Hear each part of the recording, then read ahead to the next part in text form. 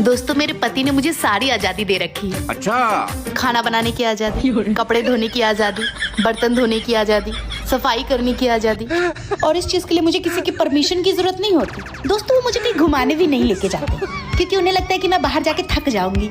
और ना ही मुझे खाना खिलाने लेके जाते हैं, क्योंकि उन्हें लगता है कि कहीं मेरी सेहत ना खराब हो जाए। वो घर आने से पहले ही अपने दोस्तों के साथ ही सारी बातें कर लेते हैं, क्योंकि मैं घर पे थकी रहती हूँ ना। उन्हें मेरी सेहत की बहुत फिक्र है। वो घर आते हैं, खाना खाते हैं, मोबाइल चलाते हैं और सो जाते हैं। कितने प्यारे हैं बेचारे, कितनी फिक्र है उन्हें मेरी।